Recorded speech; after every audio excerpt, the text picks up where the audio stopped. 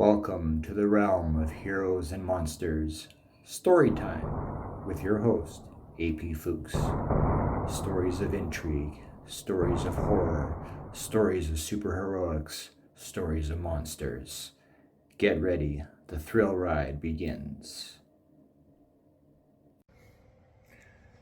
Welcome back, ladies and gentlemen. Here we are, Season 2 finale of the Realm of Heroes and Monsters Storytime podcast with me, your host, artist-writer AP Fuchs, Winnipeg, Manitoba, Canada, smack dab middle of the continent, and we are here. We're at the end of the season. We did it. You guys came along with me for the ride. You went to see what Season 1. You did that. That was 30 episodes, and now we're on Season 2. Season 2 is now concluding with this episode here. And, I mean, that's 2 in the bag, man. That's pretty good. I mean, that's not bad, you know. A lot of people start podcasts and don't finish. So I'm really happy that you guys tuned in, and the fact that you propelled me to go on to do a second season and to keep going, and with more people coming on board with Season 2, it's like, okay, now we're going to do a Season 3, so thank you for tuning in to this podcast. If you're a first-time listener listening to this finale episode, welcome aboard. This finale episode, even though it's a finale, will still give you a story, it'll still give you some entertainment. So yeah, listen to the whole episode and then double back and head back to either Season 1, Season 2, or pick a story at random, whatever tickles your fancy as per the descriptions. I mean, you're invited. This is about you. This is about giving you some fun. It's about giving you some free entertainment. And let's be honest, guys, we live in an expensive economy right now. Entertainment ain't cheap, right? So here's a chance, get some free stuff, and give your wallet a bit of a break. So thank you for tuning in for this past season. It's been a big fun. A lot of fun. I've enjoyed actually the Season 2 format as opposed to the Season 1 format. I mean, if you've been with me since Season 1, I want to say thank you for your patience. I really do, because that was, it's my first podcasting effort. It takes time. Any podcaster would tell you that it takes time to sort of get your flow going, sort of, as they say, grow the beard for your program. And yeah, so like there was some missteps in Season 1. I'm not saying anything that it was terrible. I'm not saying it that way, but more so just there was some missteps. I fully acknowledge. There's some slips, some things that could have gone better. But at the same time, we still went through with story time and had the show and all the rest. So I've learned a lot from my experience with Season 1, and now with Season 2 being concluded. I learned a lot during the course of this season in terms of how to do the show and in terms of how to bring you story time. And yeah, I mean, what I'm going to try to do when we go into Season 3, because we're taking a break first and then we're going to get Season 3 done, is, I want to sort of take sort of all that stuff that I learned between first season and second season, and then I'm going to apply them to Season 3. I'm going to do my best for you to make Season 3 sort of like the super parts of 1 and 2 combined, because if you want to talk, say, trilogies, even though for the podcast I do have plans for a 4th season, but if you want to talk sort of the trilogy angle, how we do with movies, it's kind of like that, right? So the first one sort of has, it's kind of setting things up, kind of has, a few bumps and scrapes. Number 2 is kind of like, you're really getting into the jive, and then 3 is like, supposed to be bigger than the other 2, in terms of just how it's done. So I can't promise I'm going to succeed, because every listener is different. Every listener has different tastes. Every listener has different perspectives and all the rest. So what I'm going to try to do for the next season is I'm going to try to like undercut all that preference stuff and go for what we share commonly as humans in terms of how we approach storytelling, how we appreciate storytelling, how we receive storytelling. There are common threads, regardless of whatever your genre, whatever your pick, whatever your style, whatever you want to hear. There's always these undercurrents, because there's always something called principles, and principles apply in storytelling to humans in terms of reception. It's true. Like, we receive a story a certain way based on certain principles. We react to a story a certain way based on certain principles. So, and principles don't change. They're principles for that reason. Principles are principles. So that's the goal. So that's what we have looked forward to for Season 3, is the aim of trying to take the principles and therefore giving you a show that will be entertaining and fun. Anyway, enough about that. The story to come. I talk more about why I chose this story for the last episode in the story behind the story segment, so be sure to tune in for that part of it. I don't want to give too much away, but if you are a Jack the Ripper fan, this next story, this final story, this episode finale story, I guess you could say, this one's for you. This is for the Ripperologists out there. This is for those who have multiple theories as to who Jack might have been. This is to those who believe they have the facts together and think they are right. And these are also for those who are skeptics and or have partial facts and have an idea or a theory or theories as to who Jack might have been.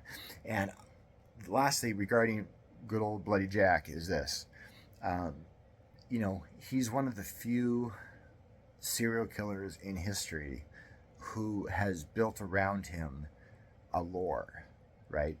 Who has, well, technically he didn't do it, we did.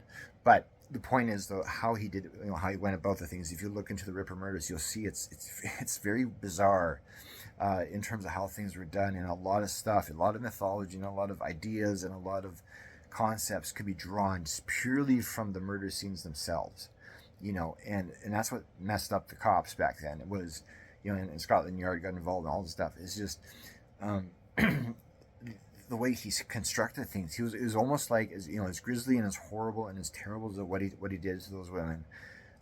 He constructed sort of a kind of a narrative around what he was doing while he was doing it, and that contradicts your quote unquote average serial killer, right? The average serial killer just kills people and they do it over and over until they get caught, right? And sometimes there's a pattern, sometimes there's a calling card, but at the same time, that's basically, it's kind of a bare bones approach, right? Whereas Jack, there was sort of like a method to the madness. There was some sort of message he was trying to convey. How it was interpreted, of course, is up to the person on the scene after the fact, but yeah, Jack was a storyteller in that context. Horrible man. I want to make that clear. I don't stand at all by his actions, but in terms of the storytelling side of things, and bringing that aspect into the real life murders, that's pretty smart. I mean, I don't think he was an idiot. I suggest when it comes to Jack that he was either one of two things, right? He was either one, a genuinely smart, educated person, right? Or two, he was your standard serial killer who had a couple, I guess you could say, hints into cleverness, right? So he was basically, your average person, but he had a few street smarts, and he applied that to the murders instead, and basically threw out a massive red herring to the cops, which in turn would put them pointing in the other direction. They're looking for somebody smart, when in reality Jack was just your average dude, and he was only smart in that one aspect, the red herring. Anyway, enough about that. Let's get right into it, because we're going to hear the story about Mr. Jitterbones. Click, clackety, clack, clack. Click, clackety, clack, clack. Click, clackety, clack, clack.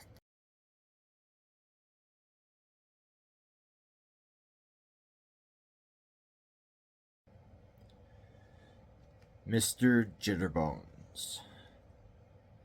In London's East End, they celebrate Halloween. Jack McClay thought that after what happened last autumn, they wouldn't celebrate it anymore. Not after the deaths of those 5 prostitutes. Their killer was never caught. No one knew who did it, but rumors abounded. Some still maintained it was a fellow dubbed Leather Apron, while others suggested it was Prince Edward, though this rumor was scarcely heard. Others thought it was the work of a cult. Either way, the women were dead. Jack now hated the fact that he shared the namesake of their killer, Jack the Ripper. Or, at least, that's what the papers had named him. The East End still hadn't recovered from that terrible autumn, and Jack thought no one wanted to see anyone parading around in a costume this year. He was wrong. The sky was overcast with gray clouds, a hint of rain on the air. Though it was October 31st, the snow had yet to fall. It had been a warm autumn so far. The pale light of London street lamps created shadows around the buildings, in the cracks of the cobbles. Anyone with even a hint of imagination could picture a serial killer lurking around there, in the shadows, clad in black, ready to strike. But Jack knew better. He knew these streets well. After all, he grew up on them. Abandoned when he was just 7 years old, he remained on the street, struggling to live day to day, finding food in trash cans or in the scraps people left on their plates in restaurants. He didn't mind the hard life, though. It was all he knew. There was never a better way. He was 20 years old now. He couldn't recall his parents' faces if he tried. All he could remember about them was their warmth, the security he felt when he was around them. But that was memory, almost myth. Clad in a brown overcoat and matching trousers, he made his way to the alley behind the 10 Bells. He had been living there for almost a year. Last autumn, he was living in an alley near Miller's Court, but after Mary Kelly got her throat cut, he couldn't stay there any longer. He knew her, too. She used to work the corners around there, propositioning men for any amount they would be willing to pay for 10 minutes of her company. She was beautiful, with long hair, captivating eyes, and a well-formed figure that spoke of youth. She was close to his age as well, only 25.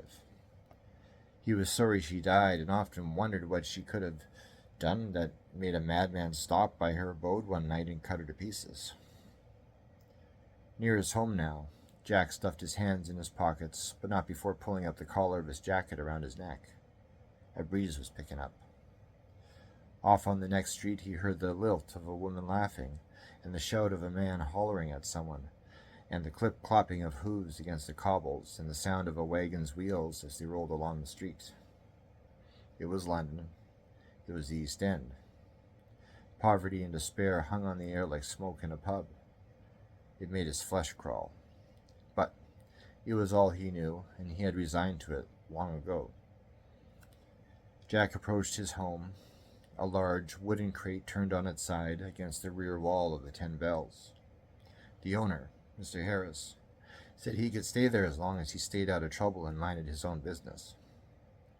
At Christmas last year, things got rowdy at the 10 Bells, and a fellow had tried robbing the place. Jack happened to be in the bar that night and apprehended the robber before any harm could be done. Mr. Harris was indebted to Jack. The back alley was now his. No one came down the back alley anyway, except the occasional prostitute and her client. On those nights, Jack would leave and come back a half hour later. 30 minutes was more than enough time for the man to get what needed doing done and the woman to collect her pay. It was just after 6 now. The children would be along soon.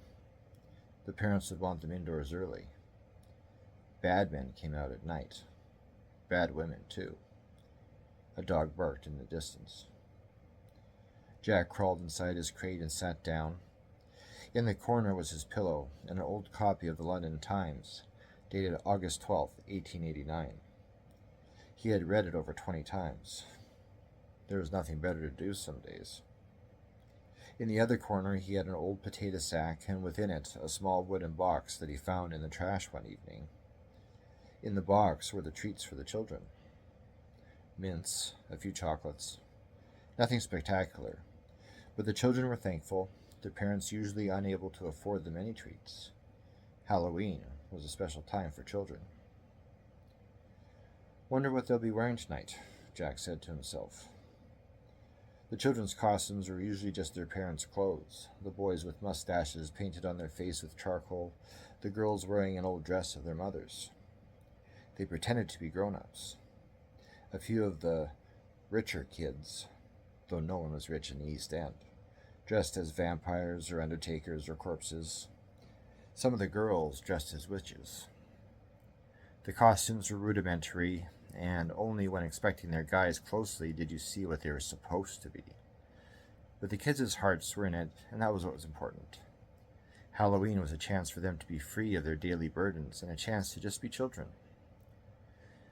Jack smiled at the thought of Freddie, coming by. Last year, Freddie wore his father's apron and rubber gloves and pretended to be a butcher. Jack wondered what Freddie would be this year. Probably the same thing, he thought. He didn't know if Freddie could afford a new costume, but he looked forward to seeing the kid's dirty blonde hair, blue eyes, and dirt-smudged cheeks again. A constable's whistle shrilled a few streets over, followed by the clamoring of footfalls and some shouting. Sounds carried easily in the East End, with its low buildings and open spaces. Jack glanced up at the moon peeking in from behind the cloud. The children would be along shortly. The children had come a half hour later, all rags and smiles, anxious for their treats. There had only been 10 of them. Few children came by the back alley of the 10 Bells. But Freddie hadn't come.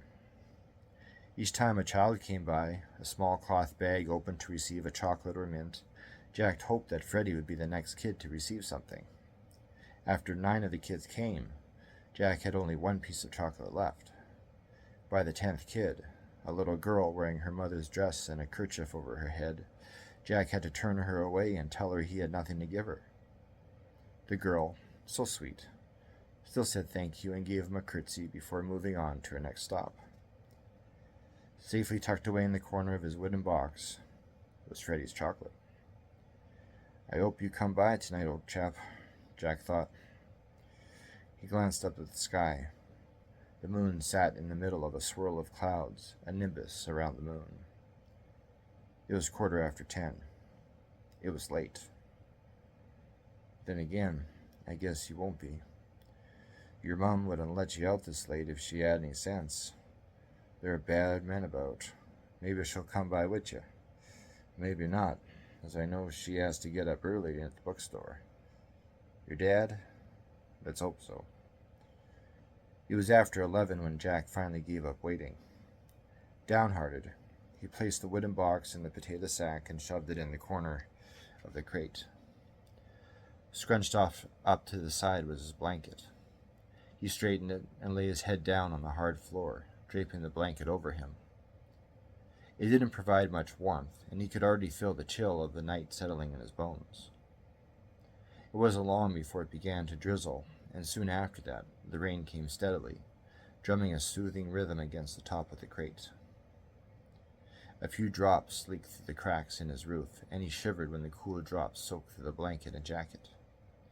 Just another night in the East End. After midnight, it was still raining. Jack was having a hard time staying asleep. He awoke every 15 minutes or so, the thunder crashing in the sky, jolting him out of slumber. It was nearly black in the alley. The only light came from the lamps on either end of it, lighting the streets that ran adjacent to his home. There weren't any people out. All had gone indoors once the rain really started to come down. At the next flicker of lightning and crash of thunder, he sat up, blanket drawn about his shoulders. "Dale was sleeping," he muttered. The only problem with not having a proper home was there was nothing to do when sleep failed to pass the time. He thought of Freddie again, and of his butcher costume from the year before.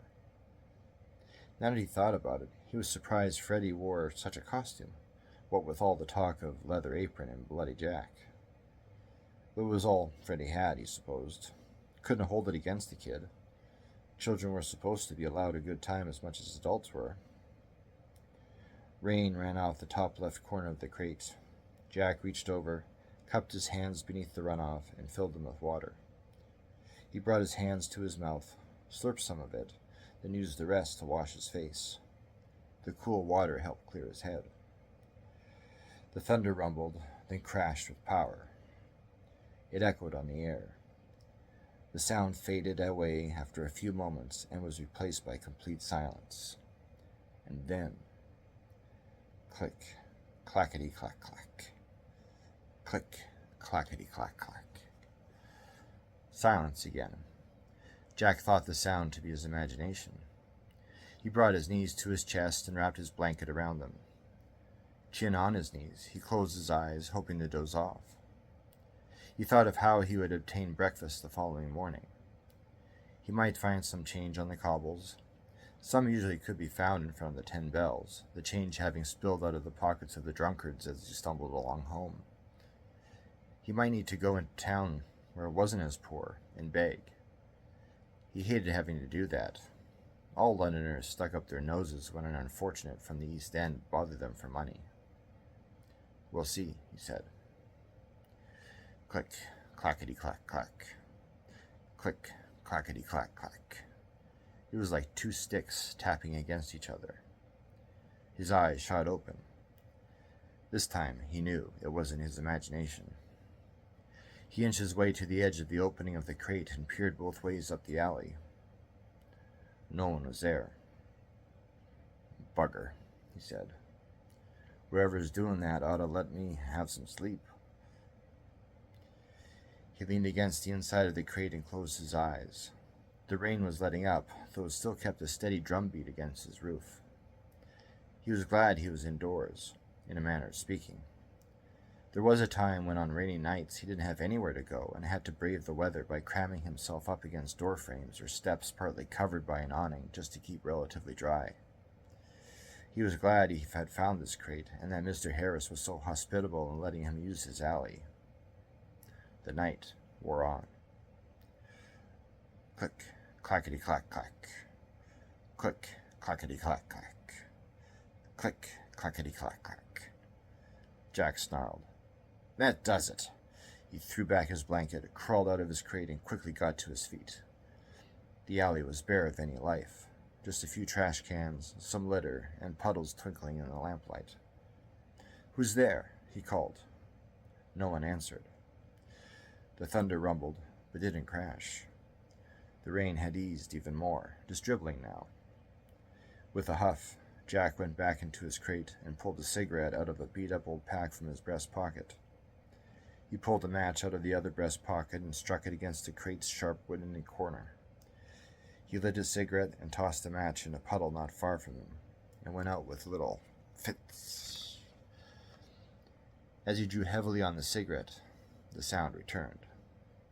Click, clackety clack clack. Click, clackety clack clack. A thud on Jack's roof. Empty and hollow. Thick-soled boots on wood. It was above him, whatever it was. He wanted to get out of the crate and see what caused the noise, but, heart suddenly pounding, something told him he shouldn't. He decided to wait. Silence. Silence for an eternity. Was it still there, whatever it was? It could have been something that had fallen off old Mr. Harris's roof and landed on the crate. His crate was right up against the brick and mortar. It surely was possible. He dragged on his cigarette, the sizzling sound of its cherry burning away at the paper and tobacco somewhat soothing. A dull thud, but not as loud as before. Movement. Something was up there.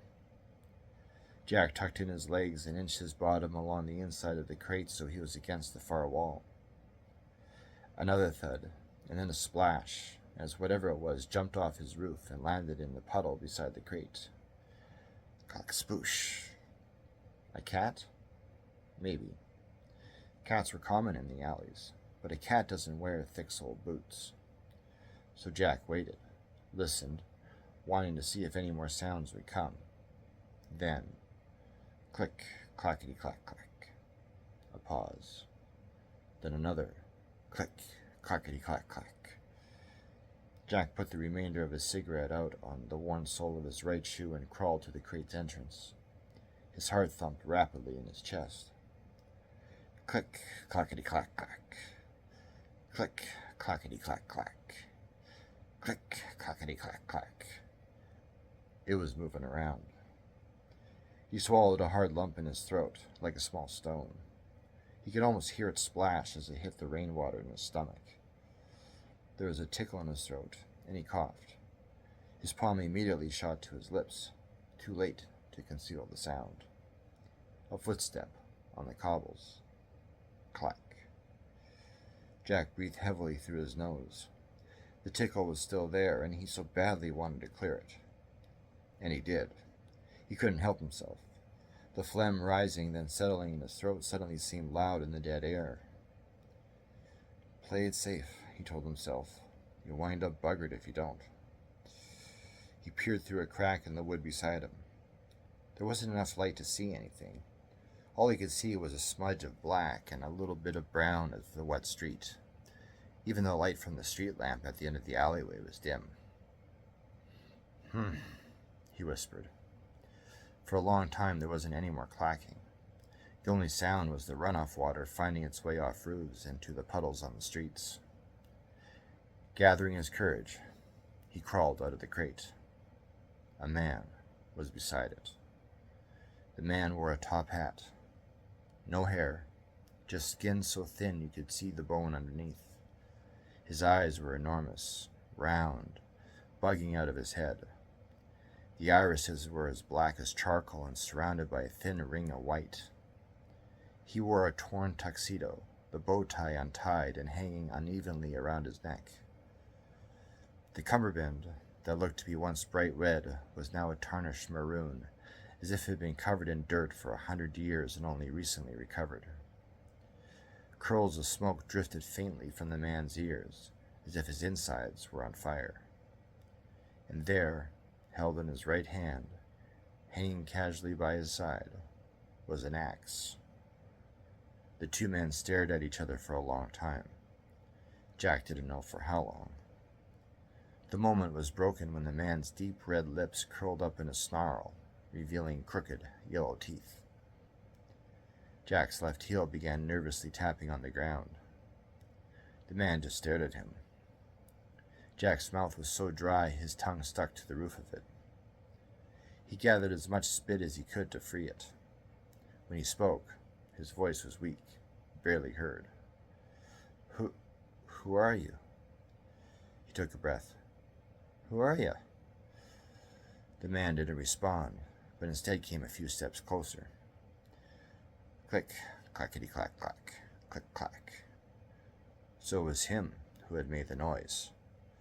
Jack glanced up to the roof of the 10 Bells and wondered how this man could have jumped from that high up and not hurt himself or broken his legs. The man shuffled a few steps to Jack's left. Click-clakity-clak-clak. His bones click when he moves, Jack thought. Mr. Jitterbones.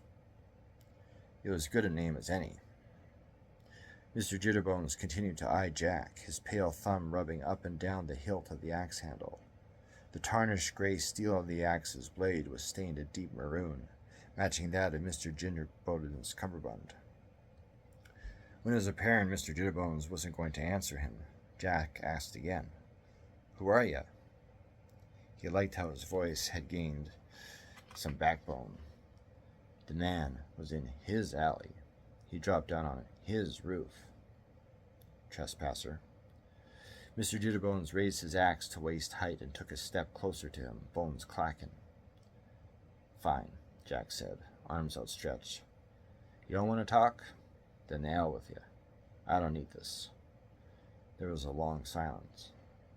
"Go on, get," Jack shouted and pointed down the alley. Mr. Jitterbones grimaced and brought the axe shoulder level and grabbed hold of its handle with both hands. He took a step closer. There was a small click of his bones. Jack's heart sped up again. He didn't want to have to fight, but if that's how this was going to pan out, so be it. He looked both ways down the alley. There's ne'er a flat foot around when you need one. "All right, you don't want to leave? Fine." And he brought up his fists. The way Mr. Jitterbones looked at him right then was like that of an adult looking at a child who wanted to fight.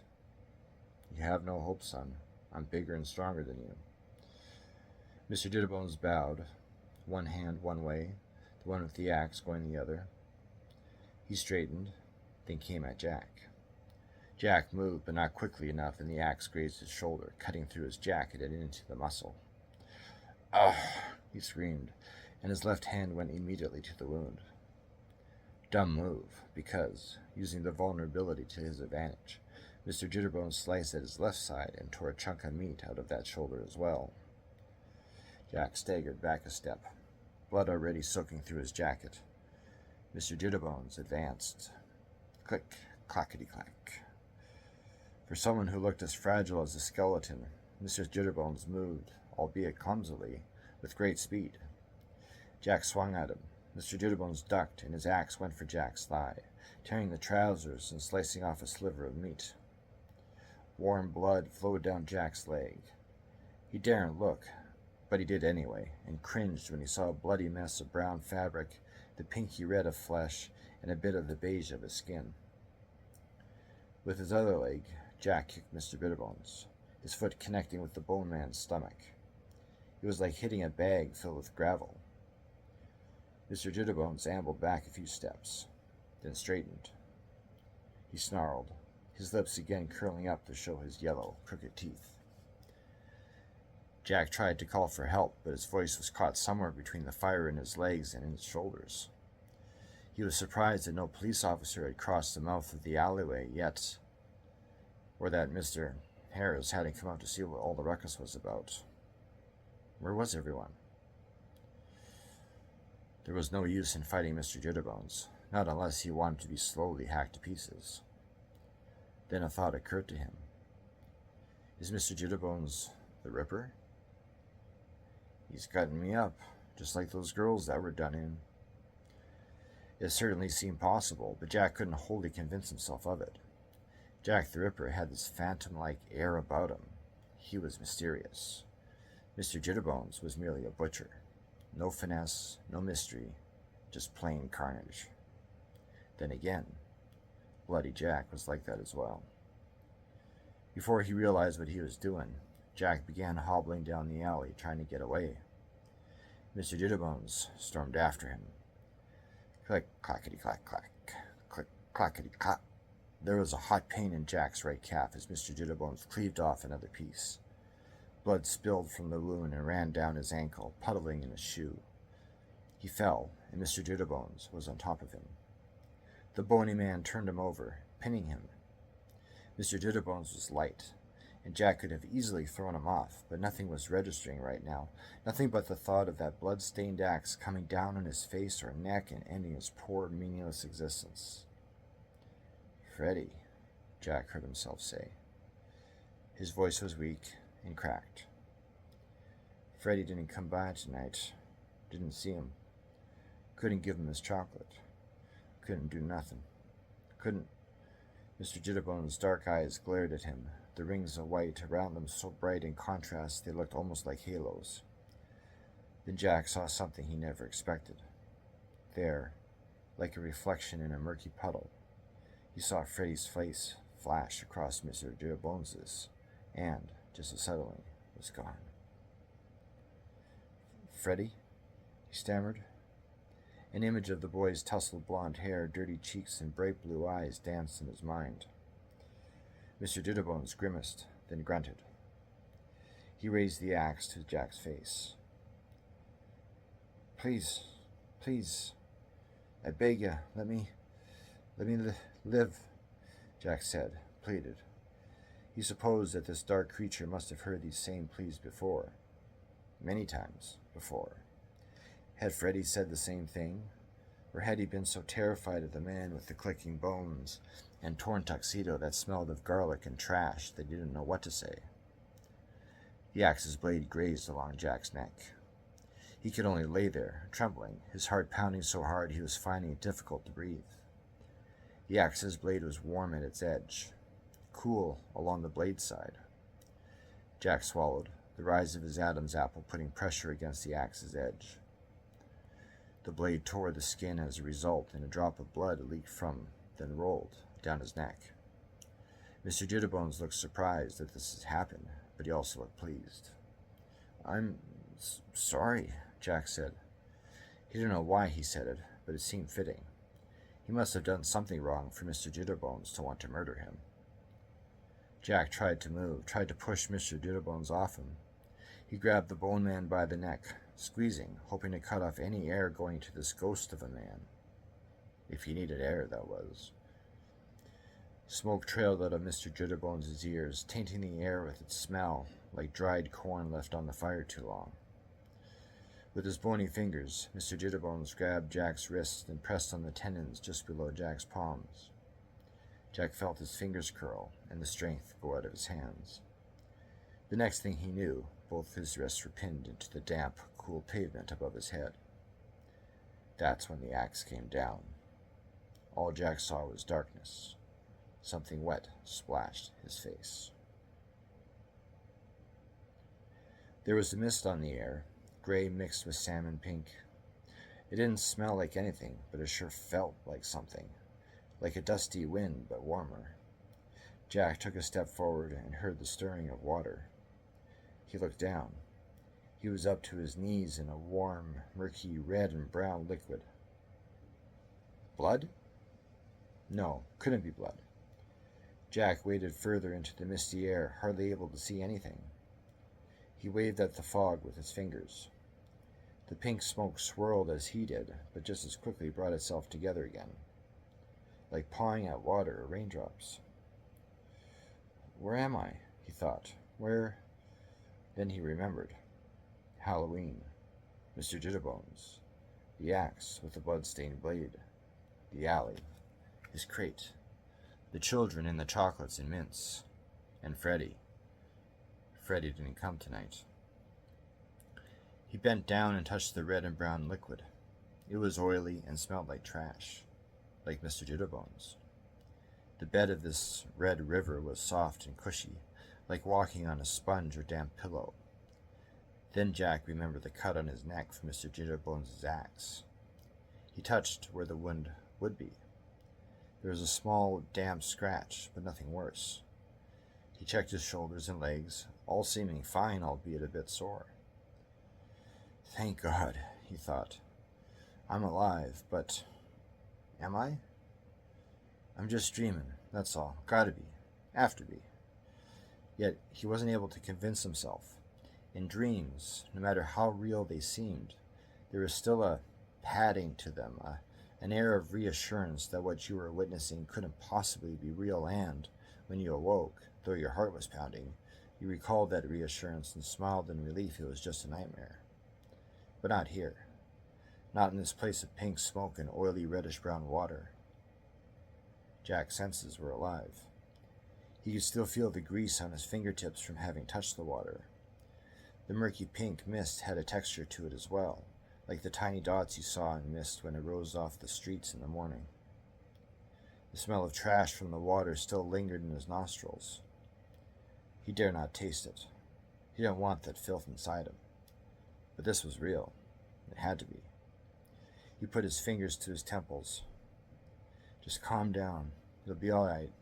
Just hang on a tick. All will be well. Has to be. Jack? Jack dropped his hands and looked around. Who's there? Jack? It's me. Do you have a candy? The voice was high, a boy's voice. It was hollow and echoey and seemed to come from all around. Jack whirled about, the water splashing around his knees, making his thighs wet as he did. The warm water soon cooled and goose flesh formed on his skin. The hairs on his arms and neck stood on end. Who is it? Who's there? Tell me. It's me, Freddy. Freddy? He rolled around once more. Freddy, where are you? I'm here, Jack. Honest. Jack sloshed through the oily swamp, pawing at the mist that hung in the air, as if parting the blinds of a window, hoping it would help him see better, but the pink mist remained as thick as ever. Freddy! Freddy, call my name so I could find you. But Freddy didn't call his name. Instead, the boy said, We're inside him, Jack. We're inside the skeleton man. He sounds like two sticks hitting each other when he walks, too. I know, Freddy. I know he does. Where are you? I'm here. I'm here, I promise. The boy wasn't making sense. Jack stopped his trudging and put his head between his legs. The sharp garbage scent of the water made him stand upright almost immediately. Mucus caught in the back of his throat. He thought he was going to throw up. He didn't. Instead, he swallowed and waited. Legs tired, knees sore. He so badly wanted to sit down. But there was nowhere to sit. I saw the girls, Jack, Freddie said. I saw 'em, and they came up to me and gave me a hug. Girls? What girls, Freddie? Which ones? There's no one here. His voice was quiet, tired. It was a few moments before Freddie answered. The ones who went missing last year. There's 5 of them, and they're all here. All of them. One says she knows you. Says her name's Mary. Do you know her? Yeah, Freddie. I know her. I knew her. I know her. Suddenly, the water stirred, and blurred shapes appeared below its surface. Jack swallowed, the sharp taste of mucus still lingering. 5 women rose out of the water, surrounding him. Their pale white faces were pruned, their skin having been in the water too long. Their dresses were in tatters, the dark material clinging to them, outlining their skinny, starved bodies. The brown and red liquid dripped off them slowly, ran down their faces and gaunt necks and collarbones, almost in slow motion. All had eyes set in a ring of gray. Slowly, they waded toward him. Jack stood at the ready to grab whichever one attacked him first. But there, off a ways in the pink mist, was Freddie, looking on. Freddie? Jack said. What are they doing? It's okay, Freddie said. The women came closer, arms reaching out toward him. It's okay. They've come to take you home. Mary grabbed Jack by the shoulders and pulled him down into the water. The others joined her, and there, echoing throughout the murky liquid, was the low drum of 2 sticks tapping together.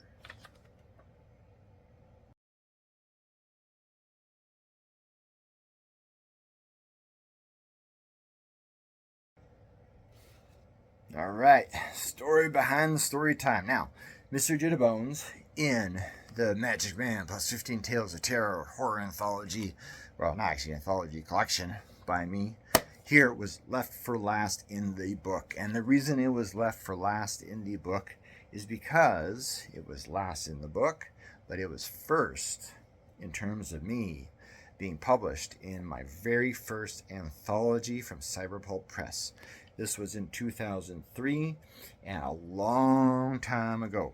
But this was at the beginning of my writing career, and this, I remember very clearly. I was at work one day, and I was corresponding emails with the publisher of the anthology, and I told him, I said, I have this idea for a story. I would really love to be part of your annual Halloween anthology. You know, do you accept this concept? And he wrote back and said, get writing. I'm saving a spot for you. So I thought, oh, this is fantastic. I mean, like, again, I'm starting out, man. So, like, someone else wanting my stuff, big deal, right? So I got down, I got to writing, and and at the time, too, especially, I was researching Ripper mythology and Ripper lore and Ripper history based upon, you know, the stuff that we have, the stuff that we know in terms of what's fact, and then also the stuff we discerned of what's fiction. And anyway, I was all into that, right? So I made my own sort of Jack the Ripper story, but attributed Jack to being somebody else, something mysterious, because Jack, over the years and over the, well, now about 150 years roughly later, he's just been steeped in this legend and mythology, and he's become much more than just a crazy serial killer, right? So I wanted to play into that and therefore give it a supernatural sort of twist to it. So yeah, I went ahead and did that, and submitted the story, and you know, outside of the standard editor editing the story for the anthology, it got in, and I was in the book. I mean, you know, company with a pile of small press people. I mean, again, this is during the era pre-publishing, digital publishing boom, right? So like doing stuff like this, these types of projects, when they came out in the small press circles, it was a big deal. You know, it was fun, and that's what it was back then. It was fun. It was like, it was community. It was writers together and doing these projects together. And, you know, yeah, we all had our separate stuff that we were doing in terms of our own, like, you know, material, us only stuff. But we also had this sort of camaraderie and this stuff. And it wasn't this group of, like, nowadays where it's like basically writers marketing to writers. And that's like stupid effort. So like, it's just, yeah, like it was different back then. It was us saying like, hey, let's do some new things and let's create some stories and let's create some anthologies, and those who have access to the tools, like at the time, right, who had access to the tools, could put this stuff together, and we could all get in on this and help out and whatever. And yeah, so these fun projects were done, and it was great, right? So I miss those days. I do. I really do. So the Mr. Jitterbones story, which is also available not just in the Magic Man collection, but also as just a downloadable ebook, or e-short story, I guess you could say, is a very special story to me because it was one of the first, right? Like we talked earlier in the season about the story Ragman that I read, and how that was my first published story, but it was published digitally, right? It never saw print until later. So the Jitterbones thing, that was my first print effort, and or someone else printing for me, and huge deal for a young writer. I mean, man, that was awesome. And nowadays it's different, like the new writers who start out as, yes, great when they get accepted into this or that, but the magic's not quite the same.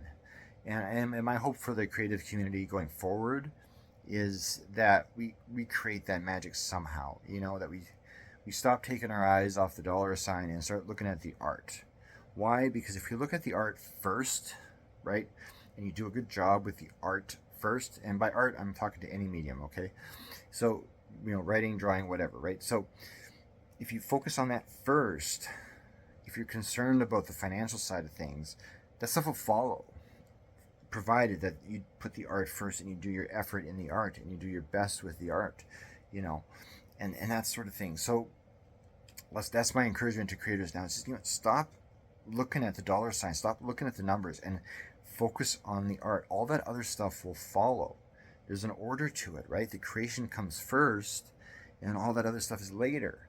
So anyway, that's my ramble on that part of it. And what's coming up really cool that we're going to share with you, because we're doing the season 2 finale right now, is now we gave you the story behind the story, and now I'm going to give you a story of the story to come.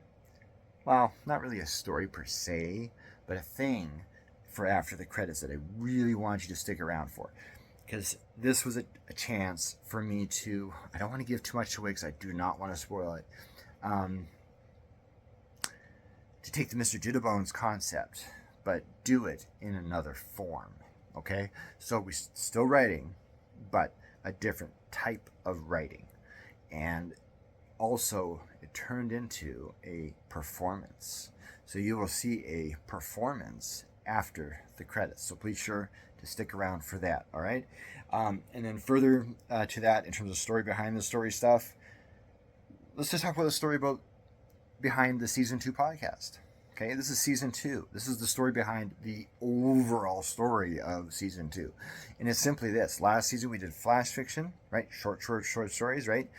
And this season I wanted to do long stories. I wanted it to be a time where you guys, we're the brief introduction and we get right into it so that you guys can just sit back, have your coffee, your beer, your Coke, whatever you want to do, and just listen for 20 minutes, half an hour, depending on the length of the story, and have an experience, right? And that was the goal, right? Like for season 1, we're finding our voice and trying some stuff. But season 2 is basically just let's get into story thing. And so that's the story behind season 2, is basically cutting out the front fluff, so to speak. And not that I'm saying season 1 front stuff was fluff, but more so, the front aspect, and just getting right down to business and right down into giving you the story, and then doing this part afterwards, the story behind the story, as sort of the show part. And I think based on feedback and whatnot, that was a good approach to do. And it was also an approach that I, before season 2 even started, I did a little public poll on social media just asking, like, what do you prefer in terms of order of show? And everyone was like, get to the story, talk about it later. So I was like, all right, let's do that. So that's what we're doing. And that's how we did season 2. So that's the story behind the story for season 2. And now, for any story behind the story before season 3, I will only give a hint. And the hint is simply this. We're going to be picking up back again with Flash Attack, but the show format itself will be different. And we'll hear more about that as we get into season 3 down the road, and the intro episode and all the rest that gets everything set up for the season to follow. But anyway, that's the story behind the story. But, Mr. Jitterbones. Can you hear it? Can you hear it? Click, clackety clack clack. Click, clackety clack clack. Crap. I better get out of here. I gotta go. He's gonna get me. Stay tuned after the credits, because it talks about the night Mr. Jitterbones came a-hunting.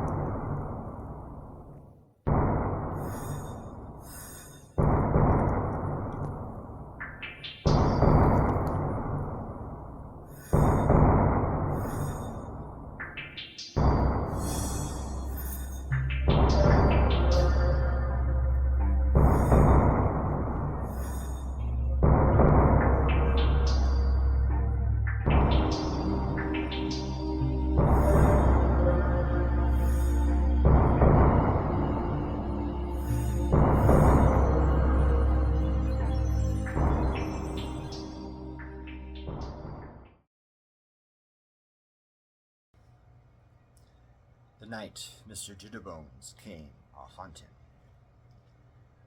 The night Mr. Jitterbones came a-hunting was the scariest night I knew. He came with his axe a-flaunting. He had a bone to pick or two. I remember him shuffling up the sidewalk I had shoveled the other day. Perhaps he had come to talk with me. But why would he come my way? And I said, "Hey there, Mr. Jitterbones, come a-jiggling down to me. With your eyes real big and your hair real messy, wearing a torn tuxedo, looking kind of dressy." The doorbell rang. I could still hear it in my head, along with the song he sang, saying he's gonna chop me up dead. The lock was bolted, the hall lights drawn dim. My courage weathered and molted, because Mr. Jitterbones wanted in. And I said, "Hey there, Mr. Jitterbones, come a-jiggling down to me. With your eyes real mean and your snarl real curled, death upon your docket and murder to unfurl." He stood there on my porch, with smoke spilling from his ears. His insides no doubt scorched, life burned out of him from all the years. Thwick, thwick, thwack came the axe handle on the door. Tick, tick, tock, the clock ticking till the gore. And I said, "Hey there, Mr. Jitterbones, come a-jiggling down to me. With your axe real sharp and lust for blood in your gaze, needy a murderous fix is to give you one more day." Mr. Jitterbones stopped, his insistent tapping.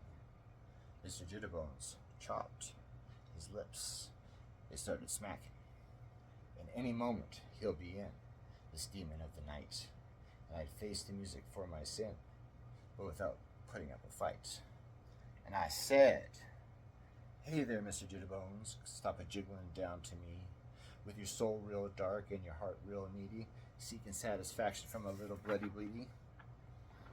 The old man stared, just the way he always does, and leered at me at a glare, as if something were abuzz. And without signal for the eye to see, and without a hint of wire sound, he put his finger to his lips, hushing me, and turned himself around, and I whispered, "Hey there, Mr. Jitterbones, come a-jiggling back to me. With your smell real sharp and your stepping so slow, can't you hand me a harp and all my demise to flow?" By the time I arrived at the window's sill, Mr. Jitterbones had gone, but I had no doubt he will return, not after long, and come back onto me, all lovely and shrewd, to set me free from my dismal brood. And I cried, "Hey there, Mr. Jitterbones, come a-jiggling back to me. With arms open wide and my life freely given, taking me in stride 'cause I'm so sick of living." I shudder now, as I think back to then, sometimes not knowing why I do what I do, and I wonder if I'll live again through the scariest night I knew.